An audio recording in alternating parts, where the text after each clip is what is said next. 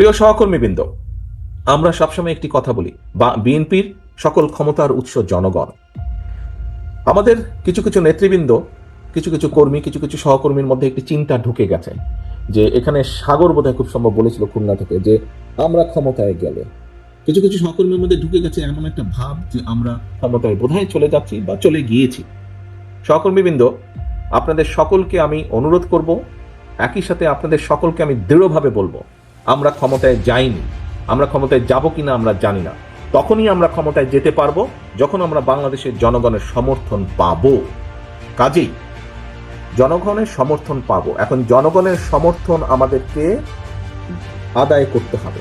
জনগণের সমর্থন যদি আদায় করতে হয়, এখানে আপনারা আজকে যারা উপস্থিত আছেন, আপনাদের সকলকে কিন্তু আমরা এখানে আজকে আমন্ত্রণ জানিয়েছি একজন নেতা হিসাবে।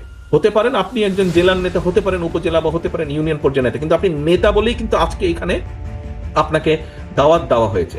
এবং সেজন্যই নেতা, আপনার কথা, আপনার কাজ, আপনার উঠা বসা, আপনার চলাফেরা সবকিছুর উপর নির্ভর করছে বিএনপির আগামী দিনের ভবিষ্যৎ। বিএনপির আগামী দিনের ভবিষ্যৎ। আপনি বিএনপিরই হন না কেন, আপনি ছাত্র দলেরই হন না কেন, আপনি যুব দল, স্বেচ্ছাসেবক, কৃষক দল, মহিলা দল, যেই দলের নেতাই হয়ে থাকুন না কেন, আপনাকে মানুষ এক বাক্যে চিনে বিএনপি হিসাবে। কাজেই আমাদের আগামী দিনের আমাদের সকল কিছু এমন হতে হবে যাতে জনগণের সমর্থন আপনার প্রতি থাকে, যাতে জনগণের সমর্থন দলের প্রতি থাকে। নেতৃবৃন্দ, এইটা যদি আপনি চিন্তা করেন, আচ্ছা ঠিক আছে, তারেক রহমান কিভাবে বলবে সেটা তারেক রহমান কিছু একটা বলে তোলে সামলে নেবে। আচ্ছা ঠিক আছে, দলের মহাসচিব মির্জা আলমগীর উনি এটা বলে সামলে নেবে, ওনারা দেখবে। এই ছোটখাটো বিষয় এগুলো যদি কেউ কিছু করে, এগুলো কে নজরে দেয়? নো, এটা খুব ভুল ধারণা। দায়িত্ব আমার একার না, দায়িত্ব স্থায়ী কমিটির সদস্য সকলের একার না, দায়িত্ব আমাদের সকলের। এই দলকে রক্ষা করার, এই দলকে সামনে নিয়ে যাওয়ার, রক্ষা করার দায়িত্ব সকলের। আমি কেন্দ্রে আছি, আমি কেন্দ্র থেকে আমার দায়িত্ব পালন করব। আপনি উপজেলা লেভেল, জেলা লেভেল বা ইউনিয়ন লেভেলে আছেন, সেখানে আপনি একজন নেতা হিসাবে আছেন। আপনি যেই মূল দল সহ যেই অঙ্গ সহযোগী সংগঠনই হন না কেন, আপনাকে আপনার দায়িত্ব পালন করতে হবে।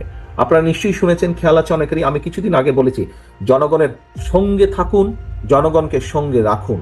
সহকর্মীবৃন্দ, আপনারা প্রায় একটি কথা বলে থাকেন, আমার সাথে যখন দেখা হয় তখনও বলেন, আপনারা বলেছেন, আপনারা অতীতেও বলেছেন, বর্তমানেও বলছেন, বিভিন্ন বক্তৃতা বিবৃতিতেও আপনারা বলেন যে বাংলাদেশের জনগণের আস্থা বিএনপির উপরে আছে। এই কথাটা আপনারা বলেন। প্রিয় সহকর্মীবৃন্দ, এই আস্থাটা ধরে রাখা কিন্তু অনেক কঠিন ব্যাপার। এই আস্থাটা ধরে রাখা কঠিন ব্যাপার। জনগণের আস্থা আপনাদের উপরে আছে, আমাদের উপরে আছে, বিএনপির উপরে আছে।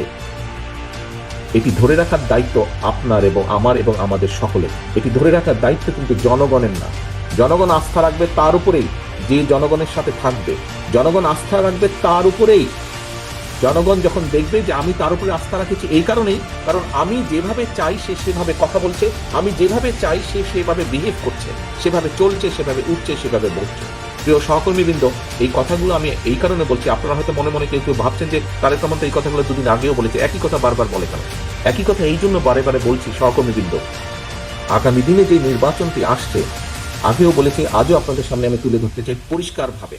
আপনারা পত্রপত্রিকা দেখছেন, খবরাখবর রাখছেন, আপনারা যদি সকল কিছু বিবেচনা করেন, পরিষ্কার, দিন যত যাচ্ছে পরিষ্কার হয়ে যাচ্ছে। আমি আজকে থেকে প্রায় 3 মাস আগে আমি এই কথাটি বলেছিলাম, দিন যত যাচ্ছে তত পরিষ্কার হচ্ছে সামনের যে নির্বাচন, এটি এত সহজ না।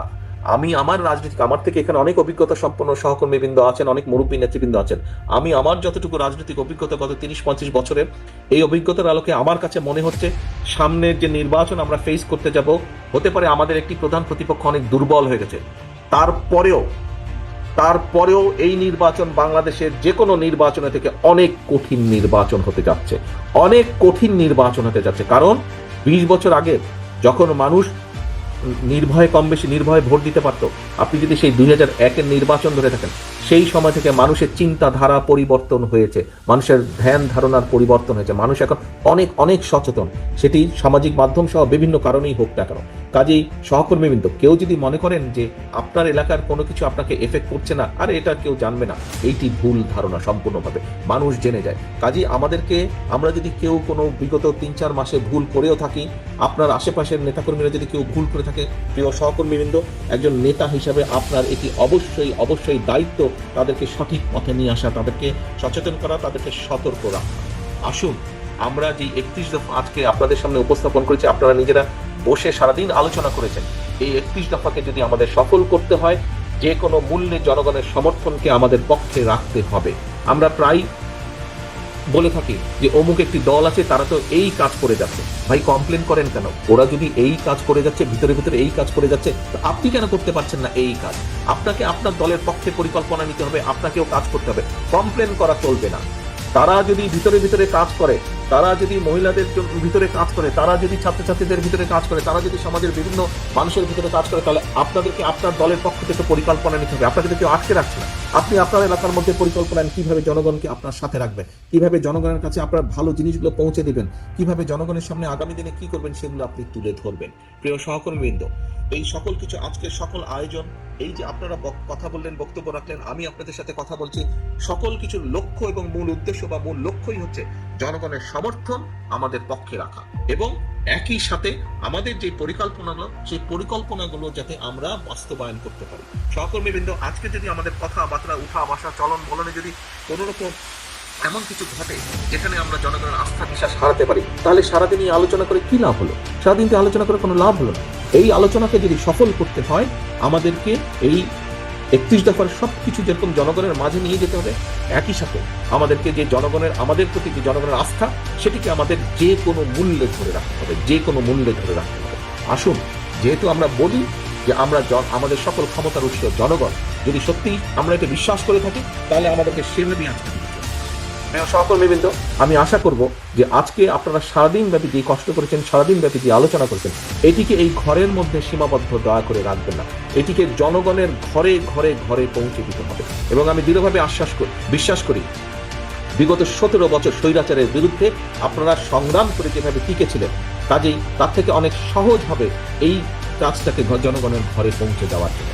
এত কঠিন একটি পথ যদি আপনার পাড়ি দিয়ে আসতে সক্ষম হয়ে থাকেন, তাহলে এই যে আজকে একটু কষ্টের করেই আমরা কিন্তু জনগণের মধ্যে আমাদের এই 31 দফাকে নিয়ে যেতে পারি। এই কাজটি খুব সহজেই আপনারা করতে সক্ষম হবেন, সকলকে সাথে নিয়ে। প্রিয় সহকর্মীবৃন্দ, আপনাদের সকলকে আবারও ধন্যবাদ জানাচ্ছি আজকে সারাদিন এই আলোচনায় অংশগ্রহণ করার জন্য এবং আমাদের সব একজনের সাথে আরেকজনের মতামত বিনিময় করার জন্য। পরিশেষে একটাই কথা বলবো, জনগণকে সঙ্গে রাখুন, জনগণের সঙ্গে থাকুন, জনগণের সাথে থাকুন, জনগণকে সাথে রাখুন। সকলে ভালো থাকবেন, সুস্থ থাকবেন। আল্লাহ হাফেজ। বাংলাদেশ জিন্দাবাদ, বাংলাদেশ জাতীয়তাবাদী দল জিন্দাবাদ। আসসালামু আলাইকুম।